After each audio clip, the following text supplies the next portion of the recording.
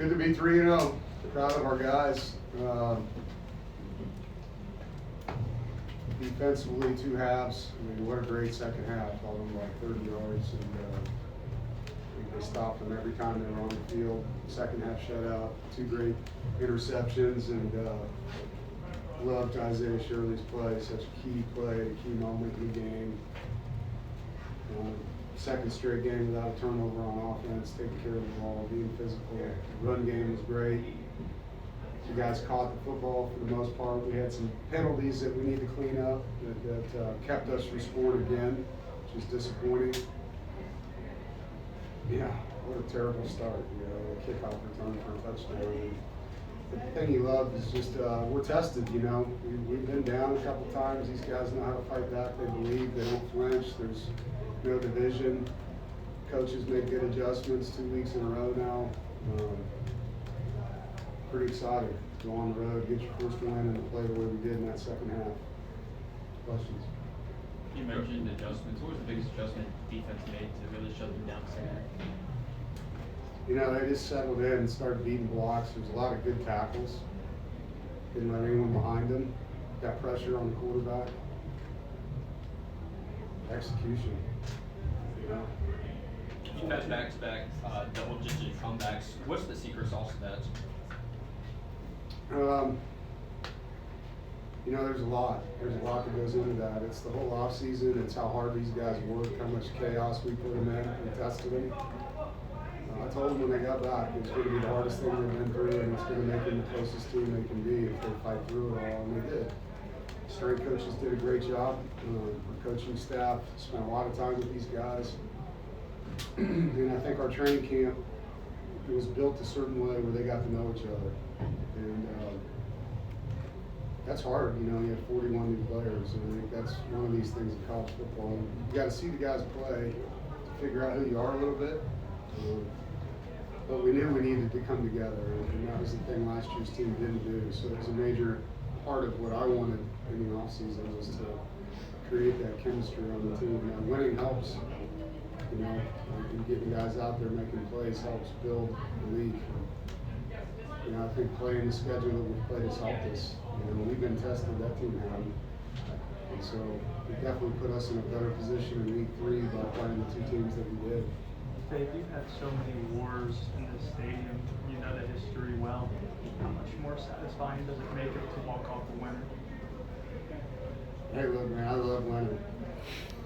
To quote Doeren, it's like better than losing, right? It's a great feeling, man. That's what we do this for. We don't go in there to lose games. It's all about winning. You don't spend the time you do away from your families as coaches to almost do things, right? And so our goal is to be undefeated. Every week it's one game at a time, and it doesn't matter how it ends up. It's a W, however you cut it. And there's a lot of good stuff in that game, man. Our kicker did a great job. Our punter was phenomenal in that game. Our punt coverage was great in that game. There's just things that really helped us win that football game. I was really disappointed in the targeting call. I'm going to tell you, I thought that was not a good call. Last year we lost grace in the call to a play that wasn't targeting, but that was today. And I'd love an explanation on that. I thought that was about as clean as you could do what he did when the guy was running the football. And now we lose Sebastian for the first half of the next game. I got to stick up for my guys. That doesn't make sense to me. But I'm so proud of this football team and these players, these coaches.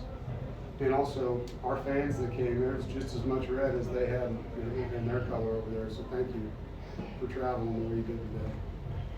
You mentioned you saw this team come together. At what point did you kind of know they came together, unlike last year's team? I could feel it in training camp, but until you're on the field in the game, and the finish of the opening game, I think, really made me feel like, and I've been saying this, it's a fun team to coach. I've been saying this for a long time to you guys, and you can see why.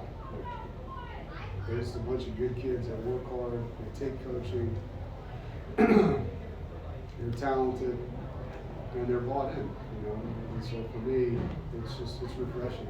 It's really refreshing. the whole team obviously has a great vibe and chemistry going on, but just looking at your offense and seeing the skill of CJ, Smithers, and Jolie, how much does that elevate what you guys are able to do? Yeah, there's a lot of weapons over there, you know. Wesley, Noah, Terrell, Keenan are also weapons, you know. And Teddy showed he could make plays in game one. So when you have a good quarterback, it's nice to have different pieces that he can look at. You can't just spin coverage to Jolie or cloud up a guy and take him out of the game, right? Like there's multiple guys that can hurt you. And then Duke Scott out of the backfield too showed he can catch and run and had a violent run on the sideline, knocked two of their guys down. And so there's a lot of good things going on skill-wise on that side of the football. And I think what gets lost in this is the blocking of Cody Hardy too. You know, and that kid doesn't get to catch the ball a lot, if at all. But boy, does he make a difference in the run game. Dave, last year's away game was where CJ was first really thrown into the spotlight, and you can kind of see some of those rookie mistakes. This year, he goes 3 passing touchdowns, no turnovers. Can you speak on his growth? Yeah, I'm so proud of CJ. What you guys don't see is how he leads the team. You know, how big his voice is now, how accountable he'll hold people, and back it up with his own work. And the thing that's really awesome, and it was this way last year with him, is if he makes a mistake, he's the first one to say, that's on me, you know. And so it's easy to follow a guy like him. And he knows the offense, he understands it.